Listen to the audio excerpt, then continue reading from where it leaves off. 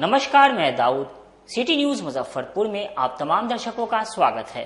खबरों की ओर बढ़ने से पहले आइए नजर डालते हैं आज की मुख्य सुर्खियों पर। सिटी न्यूज के प्रायोजक हैं water valley NH 28, Sherpur, Muzaffarpur.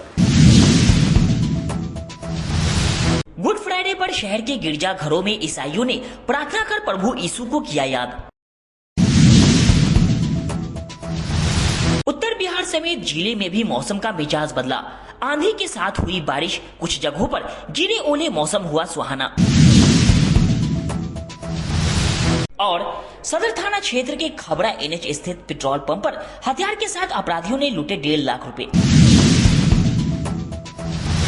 ये थी आज की मुख्य सुर्खियां। अब खबरें विस्तार से। गुड फ्राइडे को लेकर शहर के गिरजाघर में ईसाई समुदाय के लोगों ने प्रार्थना कर प्रभु यीशु को याद किया। गुड फ्राइडे का दिन ईसाई धर्म के लोगों के लिए बेहद महत्वपूर्ण है। गुड फ्राइडे के दिन प्रभु यीशु को सूली पर चढ़ाया गया था, जिस कारण कई लोग गुड फ्राइडे वाले दिन शोक मनाते हैं। गुड फ्राइडे को great Friday, Holi Friday, black Friday के नाम से भी जाना जाता है। ईसाई धर्म में यह माना जाता है कि जिस दिन यीशु की मृत्यु हुई, वह दुनिया के पापों को अपने साथ ले गए और उनके बलिदान के कारण लोगों को छुटकारा मिलता है और वे मृत्यु के बाद स्वर्ग पहुंच सकते हैं। यीशु का क्रूस पर चढ़ना और मृत्यु उनके बलिदान और मनुष्यों द्वारा किए गए सभी पापों के लिए क्षमा का प्रतीक है। गुड फ्राइडे के दिन लोग चर्च जाकर प्रार्थना करते हैं और प्रभु यीशु के बलिदान को याद करते हैं। साथ ही इस दिन लोग प्रभु ईसा से अपनी गलतियों के लिए माफी मांगते हैं और प्रभु यीशु द्वारा बताए गए प्रेम और विश्वास के मार्ग पर चलने की शपथ लेते हैं। फ्राइडे ये हमारी ईसाई समुदाय की एक बहुत बड़ा फेस्टिवल है। यही एक पर्व है जिसमें हमारे प्रभु यीशु ख्रिस्त, जिनको निर्दोष होते हुए भी क्रूस पर चढ़ा दिया गया था, ताकि वो सभी दुनिया के पापों का प्रायश्चित स्वयं मर कर करे, और इसीलिए उन्हें कलवारी की यात्रा पूरी करनी पड़ी और कलवारी के पहाड़ पर ही उन्होंने अपना जीवन समर्पण कर दिया। इस दिन क्या है? इस दिन हम लोग का विशेष रहता है कि आज के दिन में हम लोग पहले क्रूस रास्ता होती है, जिसमें ये याद दिलाई जाती है कि वो प्रथम स्थान से लेकर 14वें स्थान तक एक प्रतीक मात्र है कि कैसे उन्हें पकड़वाया गया, किस तरह उनके सिर कंधे पर क्रूस लादा गया। 3 बार वो रास्ते में गिरे, किसी ने उनके रास्ते में मदद भी की, महिलाओं ने आकर उनका आंसू और उनका चेहरा साफ किया, और तब जाकर अंततः उन्हें क्रूस पर चढ़ा दिया गया था और वे क्रूसित हो गए। अंत में उनकी उस शरीर को उतार करके उनकी माता मरियम के गोद में रखा गया था और फिर दफना दिया गया था। इस दफनाने की रस्म के 3 दिन बाद वो पुनः जी उठे थे, जिन्हें हम ईस्टर के रूप में या पास्का पर्व के रूप में मनाएंगे आने वाला रविवार को। मेमोरियल मेथोडिस्ट चर्च समस्त परिवार के तरफ से आप सबों को गुड फ्राइडे की शुभकामनाएं। मेरे अजीजों, ये गुड फ्राइडे जो हम मनाते हैं, ये नाम में ही गुड फ्राइडे है, क्योंकि जब हम पापी ही थे तब प्रभु यीशु मसीह ने इस संसार में आकर के हमारे पापों को अपने ऊपर लाद करके हमारे लिए बलिदान हो गया। और हाँ मेरे अजीजों, वो सूली की मृत्यु, क्रूस की मृत्यु सैली और उसके पश्चात उसने हमारे जीवन को बदल दिया। मेरे अजीजों, मैं आपको बताना चाहता हूँ, मेरे प्रिय दोस्तों, मेरे प्रिय भाई बहन, मैं सबको बताना चाहता हूँ, यीशु मसीह संसार में आया और इस संसार के एक एक लोगों के लिए अपने प्राण को दिए हैं। उनके हर एक पापों को, उनकी हर एक गलतियों को, उनकी हर एक की कमजोरियों को माफ किया है। मेरे अजीजों, इस गुड फ्राइडे मनाने के माध्यम से हम इस बात पर विश्वास करते हैं कि धरती के ऊपर और आसमान के नीचे प्रभु यीशु मसीह और परमेश्वर ने हमसे इतना प्रेम किया कि उसने अपने इकलौते पुत्र को दे दिया, ताकि वो बलिदान किया जाए, वो नष्ट किया जाए और परमेश्वर का वचन, परमेश्वर हमें अपने प्रेम के द्वारा बचा ले। मेरे अजीजों, ये गुड फ्राइडे इस बात का प्रतीक है कि प्रभु यीशु मसीह हमारा सहारा है। प्रभु यीशु मसीह हमारे गुनाहों के लिए मारा गया, गाड़ा गया और तीसरे दिन मृतकों में से जी उठा। उत्तर बिहार समेत जिले में भी मौसम का मिजाज बदला। तेज आंधी के साथ बारिश हुई, कहीं कहीं ओले भी गिरे। पिछले कई दिनों की गर्मी के बाद गुरुवार की देर शाम से मौसम का मिजाज बदल गया। आंधी के बाद हल्की बारिश से मौसम सुहाना हो गया। कई जगह ओले भी पड़े। अगले 2 दिनों में जिला समेत उत्तर बिहार में मौसम इसी तरह का बदलाव दिखेगा। शुक्रवार और शनिवार को गरज के साथ बारिश, बिजली गिरने और धूल भरी आंधी चलने की आशंका है। वहीं मौसम विभाग की ओर से अलर्ट जारी किया गया है। पूर्वानुमान अवधि में अधिकतम तापमान 34 से 38 और न्यूनतम तापमान 22 से 24 डिग्री सेल्सियस के बीच रह सकता है। इस दौरान 15 से 20 किलोमीटर प्रति घंटा की रफ्तार से पूर्वा चलेगी, जिसे लेकर पूसा मौसम विज्ञान केंद्र ने पूर्वी चंपारण, मुजफ्फरपुर, वैशाली जिले के कुछ भागों में अगले 2 से 3 घंटे में मध्यम दर्जे की मेघ गर्जन, वज्रपात, हवा की गति 50 से 60 किलोमीटर प्रति घंटा तक के साथ वर्षा होने की संभावना जताई है। पूसा मौसम विज्ञान केंद्र ने इस मौसम को देखते हुए लोगों से आग्रह किया है कि वे सतर्क और सावधान रहें। यदि खुले में हो तो जल्द से जल्द किसी पक्के मकान में छिप जाएं, ऊंचे पेड़ और बिजली के खंभे से दूर रहें। खासकर किसान अपने खेतों में न जाएं और मौसम सामान्य होने की प्रतीक्षा करें। आंधी बारिश है, इसको लेकर के कल भी आया था प्रेडिक्शन, आज भी कुछ प्रेडिक्शन है, तो आप लोग देख भी रहे हैं, हल्की फुल्की बारिश भी हो रही है, लेकिन वैसी कोई भयावह स्थिति नहीं है और सामान्य जो चेतावनी है वही स्तर है। तो उस दिशा में जो हमारा जिला आपातकालीन केंद्र है सूचनाओं को संप्रेषित भी करता है और कोई अगर उस तरह की विकट स्थिति होती है, लेकिन अभी वैसी कोई स्थिति नहीं है। थोड़ा जो ये वैशाख के महीने में काल वैसाखी और जो कुछ डिस्टर्बेंस डेवलप होता है एटमॉस्फेरिक, उसके कारण कुछ कुछ चेंजेस है। तो सामान्य बारिश हुई है, टेम्परेचर भी डाउन हुआ है, कल भी हुई है और आज भी प्रेडिक्शन है। फसल क्षति जो पहले वाला हुआ था उसमें हम लोगों ने आकलन करके भेज दिया था, तो ऐसी कोई फसल क्षति की रिपोर्ट नहीं थी। कल भी हल्की बारिश हुई है, तो हम लोग देख लेते हैं, लेकिन अभी तक कोई फसल क्षति का रिपोर्ट नहीं आया है। पहले जो हुआ था उसमें शून्य रिपोर्ट गया था, कहीं कोई उस तरह से जो 1/3 से ज्यादा फसल क्षति होती है वैसी कोई स्थिति नहीं है। मुजफ्फरपुर से गुजरने वाली पोरबंदर, अमरनाथ व गरीब रथ समेत 8 ट्रेन बदले मार्ग से चलेगी। गोरखपुर से तीसरी लाइन निर्माण के लिए चल रही इंटर कॉलिंग कार्य को लेकर 8 अतिरिक्त ट्रेनों के मार्ग में बदलाव किया गया है। 24 व 25 अप्रैल और 1 और 2 मई को 19,269 पोरबंदर मुजफ्फरपुर एक्सप्रेस का परिचालन गोरखपुर, केंट, भटनी, छपरा, ग्रामीण मुजफ्फरपुर के रास्ते होगा। 27 और 28 अप्रैल को 19,270 पोरबंदर मुजफ्फरपुर एक्सप्रेस मुजफ्फरपुर, छपरा, ग्रामीण, भटनी, गोरखपुर, केंट के रास्ते चलेगी। यह ट्रेन मोतिहारी के रास्ते रद्द रहेगी। 27 अप्रैल को 15,655 कामाख्या श्री माता वैष्णो देवी कटरा एक्सप्रेस का परिचालन बरौनी, मुजफ्फरपुर, छपरा, ग्रामीण, भटनी, गोरखपुर, केंट के रास्ते होगा। 30 अप्रैल को 15,656 श्री माता वैष्णो देवी कटरा कामाख्या एक्सप्रेस का परिचालन गोरखपुर, केंट, भटेनी, छपरा, मुजफ्फरपुर के रास्ते होगा। 2 मई को 15,654 जम्मू तवी, गुवाहाटी, अमरनाथ एक्सप्रेस का परिचालन गोरखपुर, केंट, भटनी, छपरा, ग्रामीण, मुजफ्फरपुर के रास्ते होगा। 2 मई को 12,211 गरीब रथ एक्सप्रेस का परिचालन मुजफ्फरपुर, छपरा, ग्रामीण, भटनी, गोरखपुर, केंट के रास्ते होगा। 25 अप्रैल से 3 मई तक 19,038 अवध एक्सप्रेस का परिचालन मुजफ्फरपुर, छपरा, ग्रामीण, भटनी, गोरखपुर, केंट के रास्ते होगा। मुजफ्फरपुर नगर निगम क्षेत्र का विस्तार का कार्य शुरू हुआ। नगर विकास विभाग द्वारा जल्द ही इसका परिसीमन तय किया जाएगा। नगर निगम के क्षेत्र विस्तार की तैयारी चल रही है। इससे शहर में वार्डों की संख्या 72 से 75 हो सकती है। इसको लेकर नगर विकास विभाग के स्तर पर कवायद चल रही है। फिलहाल निगम के अंतर्गत कुल 49 वार्ड 32 वर्ग किलोमीटर के दायरे में फैले हुए हैं। क्षेत्र का विस्तार होने पर शहर से सटे कई ग्रामीण इलाकों के निगम के दायरे में आने पर 2 दर्जन से अधिक वार्ड बढ़ जाएंगे।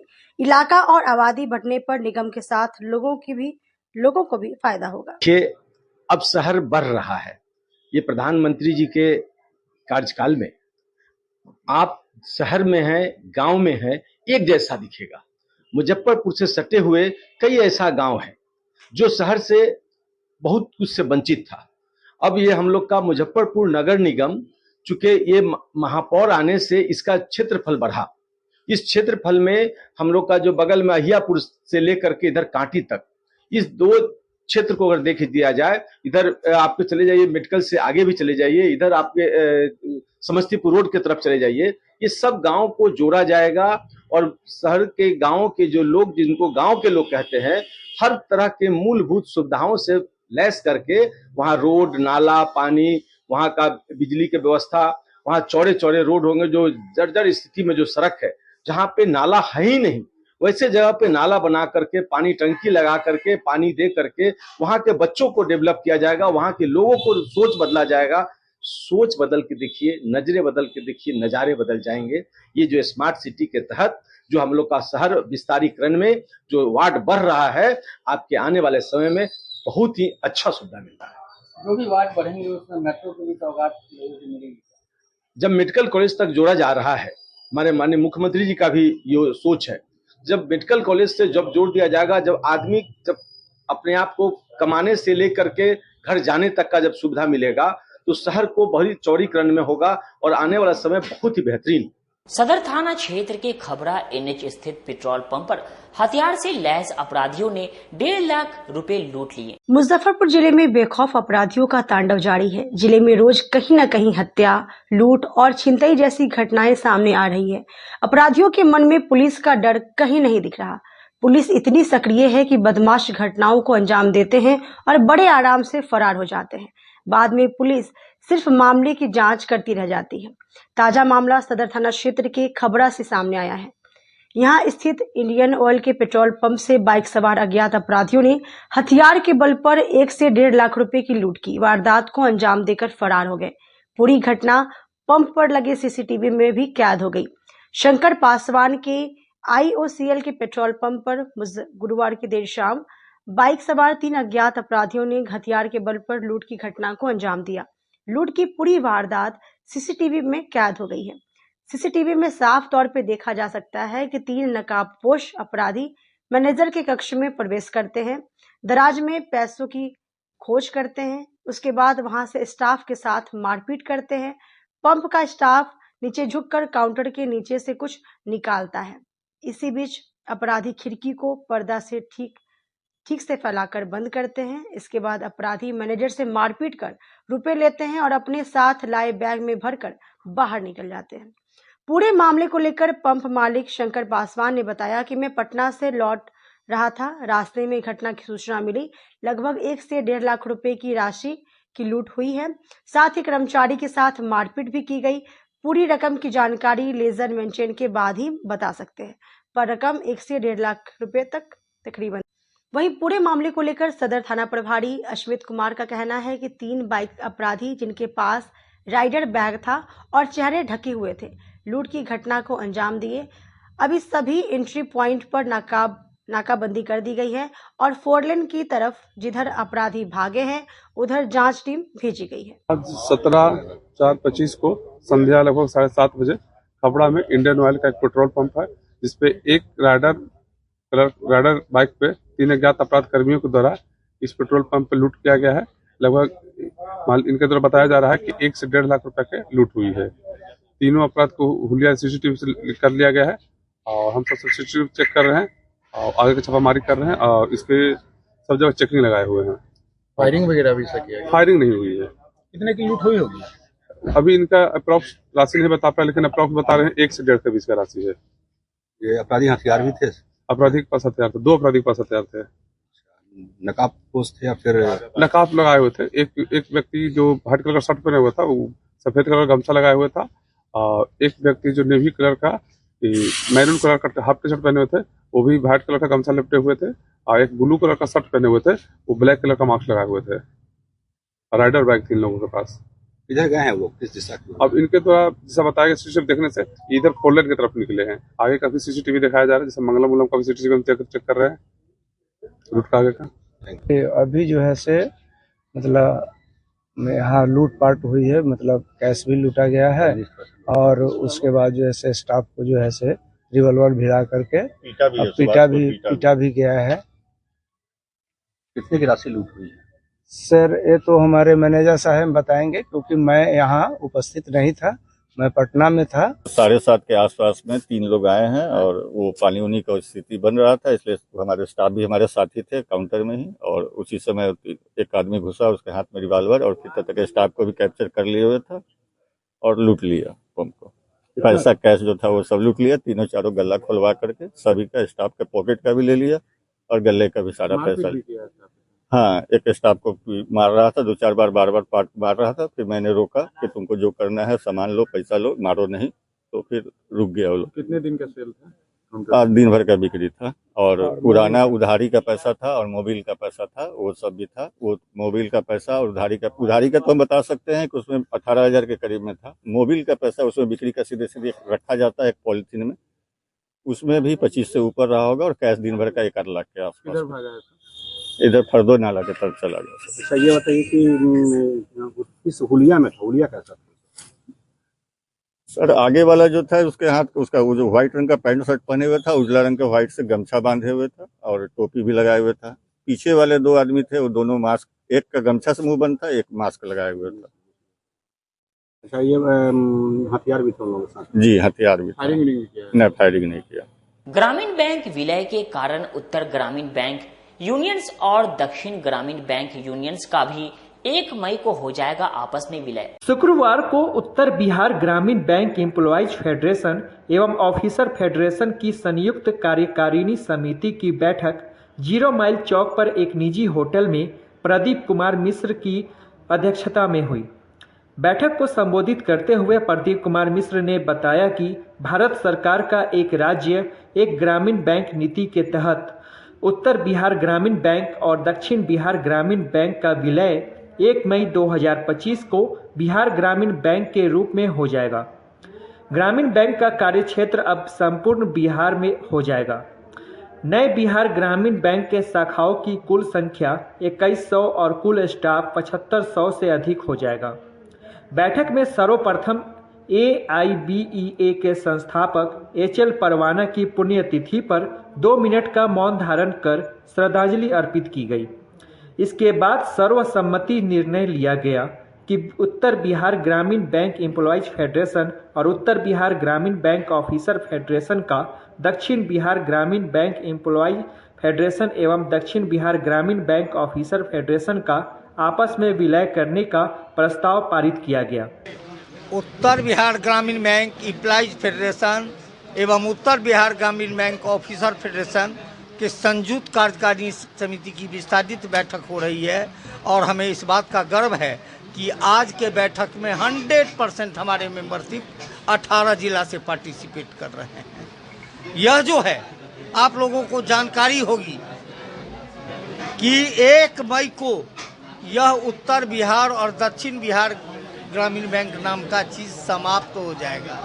1 मई 2025 से नया ग्रामीण बैंक यानी बिहार राज्य ग्रामीण बैंक के रूप में काम करना शुरू करेगा और यह बिहार राज्य ग्रामीण बैंक जो के रूप में काम करना शुरू करेगा। इसी के लिए हम लोगों ने एक प्रस्ताव पारित किया है कि उत्तर बिहार और दक्षिण बिहार ग्रामीण बैंक में जो हमारा फेडरेशन है दोनों आपस में विलय करेंगे और इसके लिए हमने 5-5 सदस्यों की एक कोर कमेटी बनाई है। जो कोर कमेटी दोनों जगह के दक्षिण बिहार और उत्तर बिहार ग्रामीण बैंक के नेताओं की कोर कमेटी आपस में बैठक कर अगली प्रारूप रेखा तैयार करेंगे और फिर हमारा जो आम सभा होगा, जो आज तक हमको इस बात का गर्व था, कभी कभी मलाल भी होता है कि मुजफ्फरपुर हमारा हेडक्वार्टर था, आज वह हेडक्वार्टर मुजफ्फरपुर नहीं रहेगा, अब पटना हो जाएगा। लेकिन सरकार की नीति के सामने तो किसी की चलती नहीं, अब हमारा हेडक्वार्टर पटना होगा। इसीलिए अगला कॉन्फ्रेंस जो है हमारा अब वह पटना में ही होगा। अब है क्या, दोनों ग्रामीण बैंक को मिला करके जो बिहार ग्रामीण बैंक होगा उसके शाखाओं की संख्या 2079 हो रही है, यानी लगभग 2100। अभी वर्तमान में कितना है? नहीं, दोनों मिला करके बोल रहे हैं ना। जैसे यहाँ पर यहाँ की संख्या है 1020 और वहाँ है 1078, यानी दोनों मिला करके 2098 हो रहा है। ठीक है, और दोनों के यहाँ के स्टाफ की संख्या मिला करके 7,500 से ऊपर हो रही है, जो बिहार के किसी भी कॉमर्शियल बैंक में इतनी स्टाफ की संख्या नहीं है। बिहार के किसी भी कॉमर्शियल बैंक में इतना बड़ा नेटवर्क नहीं है जो नेटवर्क बिहार ग्रामीण बैंक का होने जा रहा है। इससे स्टाफ को आने वाले दिनों में जो लाभ मिले ना मिले उसकी बात तो मैं अभी नहीं कर सकता, लेकिन हाँ, यहाँ की जनता को, बिहार की जनता को, खास करके ग्रामीण क्षेत्र की जनता को उनके साख आवश्यकताओं को पूर्ति करने में अग्रणी भूमिका निभाएगा। अभी भी निभा रहा था। अब जो है वहाँ का जो है अधिक जमा का निवेश जो है वैसे क्षेत्रों में होगा जहाँ जमा नहीं है, लेकिन लोन लेने वालों की संख्या है। और ऐसा नहीं है कि सभी लोन लेने वाले गलत ही होते हैं। यह जो लोग हम बराबर अपने बैठक में कहता हूँ कि सारे लोन लेने वाले गड़बड़ नहीं होते हैं, कुछ होते हैं। समाज में तो सब तरह के लोग हैं, लेकिन अधिकांश लोग ग्रामीण बैंकों से ऋण प्राप्त कर, हमने देखा है कि जिस जमाने में 83 में हमने जिस आदमी को 10,000 रुपया का ऋण दिया था, आज वह आदमी 5 करोड़ से ऊपर का मालिक बन गया है। इस बैठक का उद्देश्य यही था कि जो आपस में जो बैंकों का अमलगामेशन हो रहा है उसमें हमारी भूमिका बढ़ चढ़ के होनी चाहिए। चमकी बुखार को लेकर स्वास्थ्य विभाग कुपोषित बच्चों की गणना में जुटा।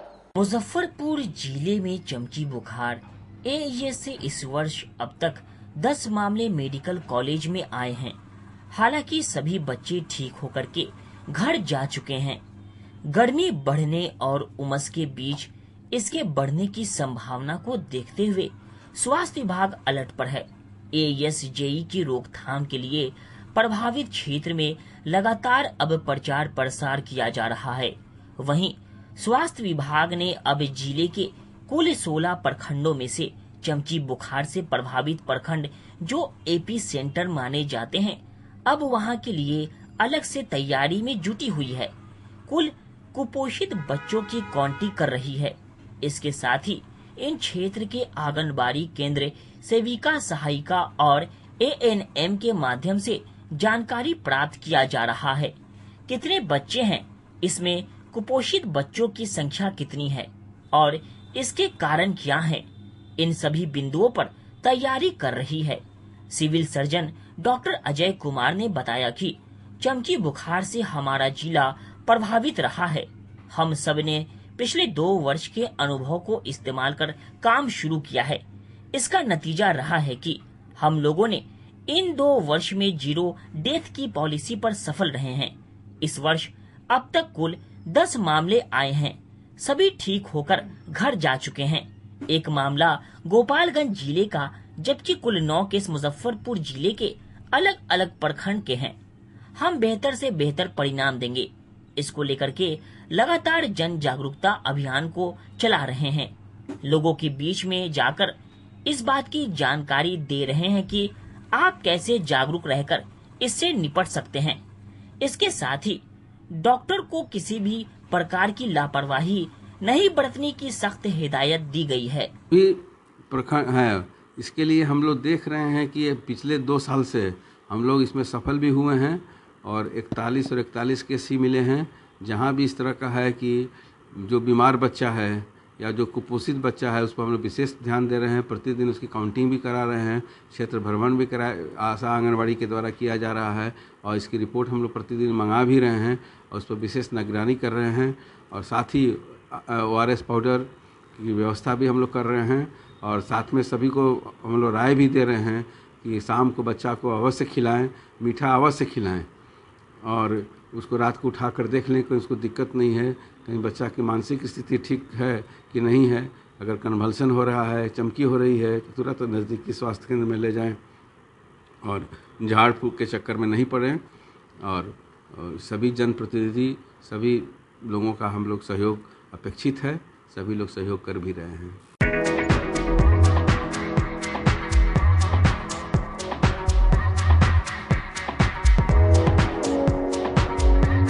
गर्मी में अपने पूरे परिवार के साथ मस्ती करना चाहते हैं तो चले आइए वाटर वैली में, जो कि कच्ची पक्की चौक से 2 किलोमीटर दूर शेखपुर NH के समीप स्थित है। शहर के लोग यहाँ मोटरसाइकिल और कार से काफी आसानी से पहुँच सकते हैं। यहाँ आप अपने परिवार के साथ फुल मस्ती कर सकते हैं। वेव पूल, रेन डांस के साथ भव्य वाटरफॉल बनाया गया है।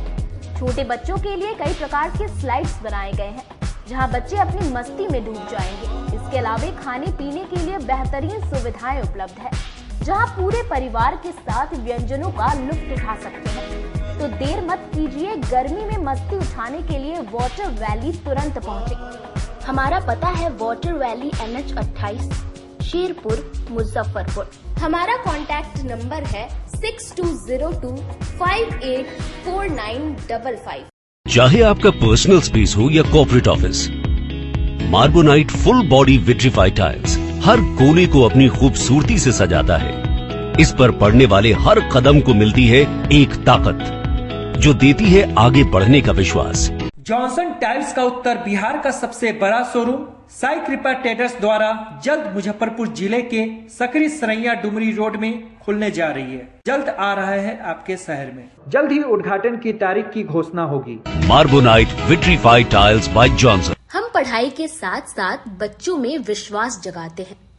Christ Jyoti international school based on CBSE curriculum with coeducation. Nursery से +2 के छात्रों के लिए प्रत्येक विषयों के लिए अनुभवी शिक्षकों का समूह है। 5 एकड़ में फैला यह स्कूल बच्चों के बेहतर भविष्य बनाने में सक्षम है।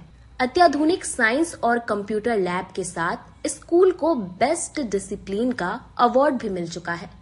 पढ़ाई के साथ छात्रों की शारीरिक क्षमता बढ़ाने के लिए विभिन्न खेलों का विशेष प्रशिक्षण भी दिया जाता है।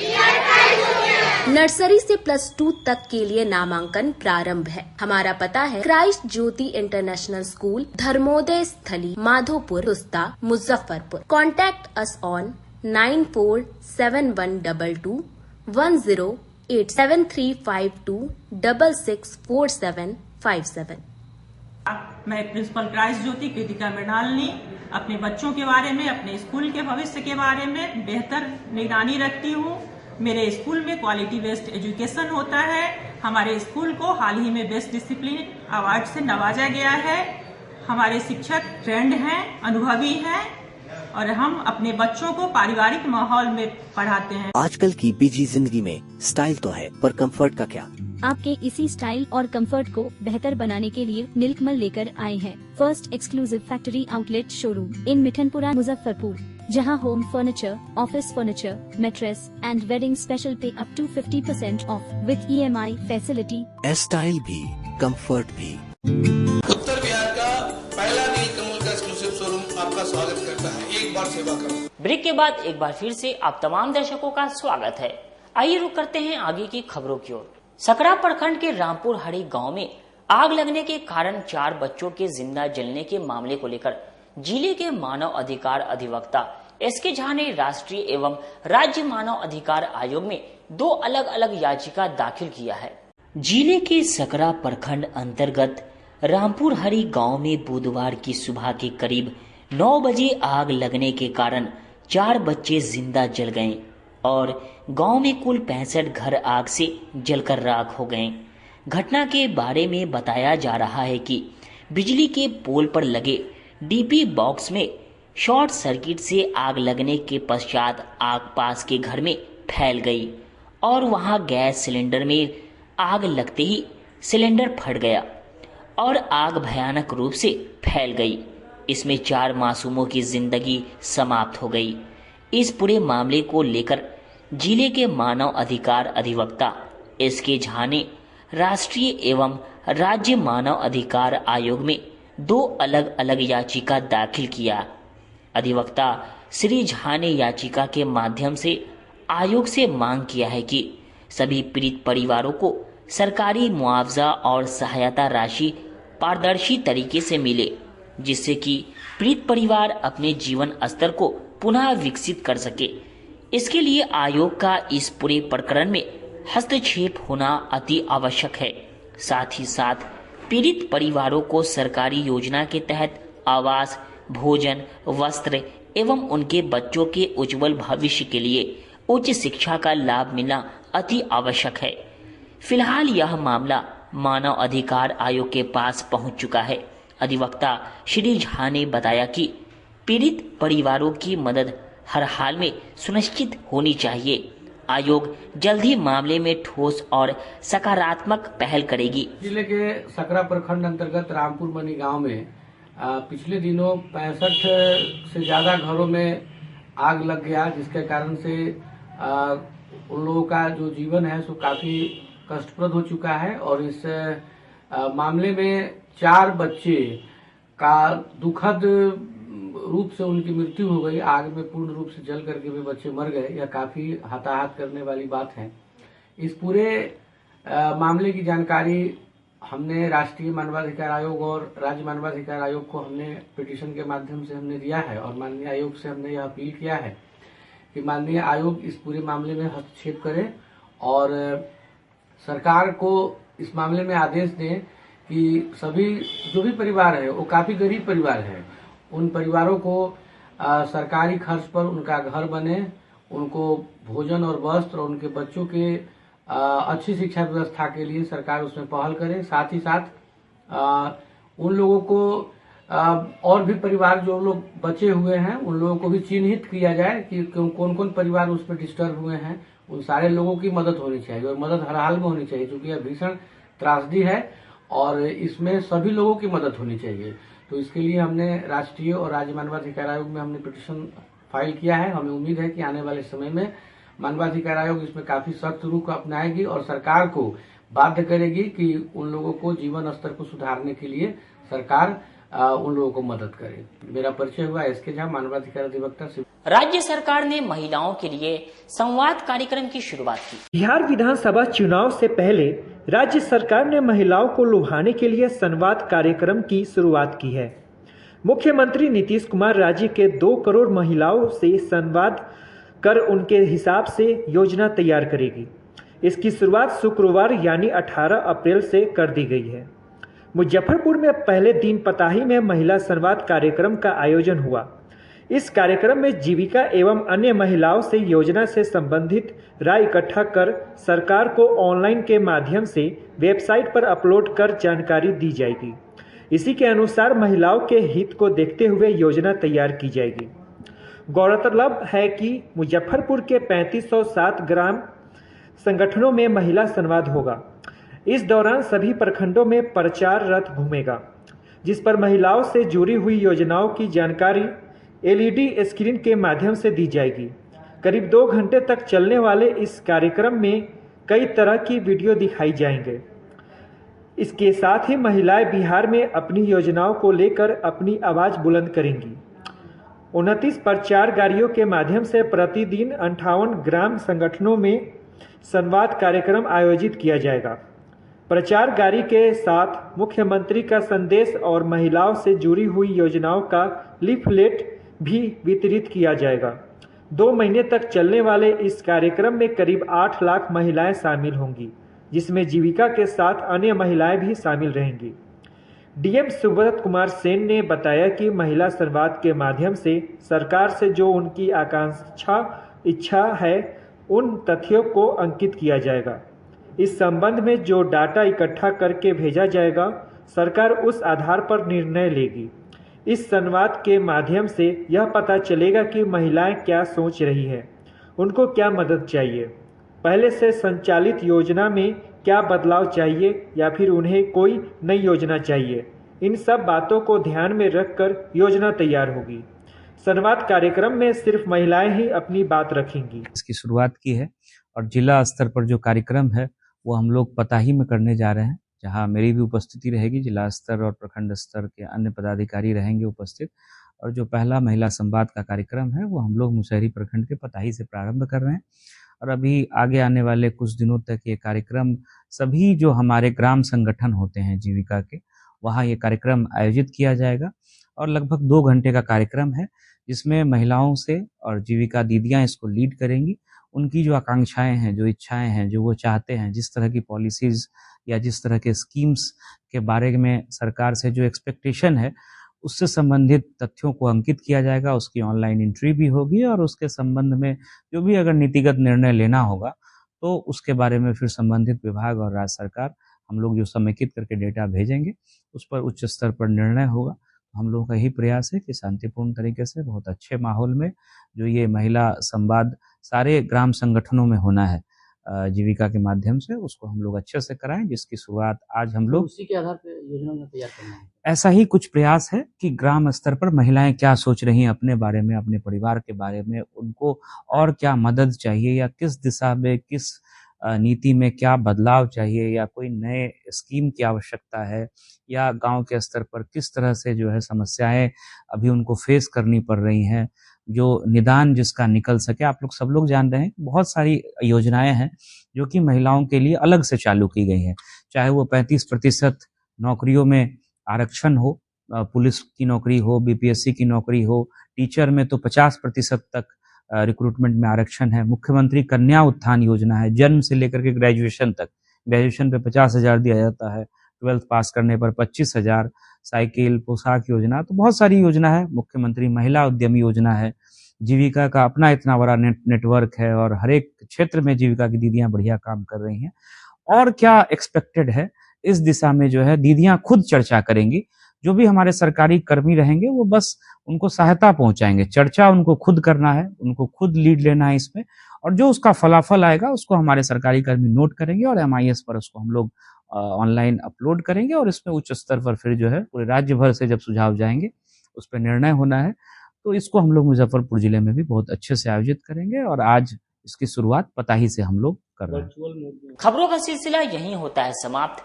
अब मुझे और मेरी पूरी न्यूज टीम को दीजिए इजाजत। कल फिर मिलेंगे आपसे शहर की तमाम खबरों के साथ। नमस्कार।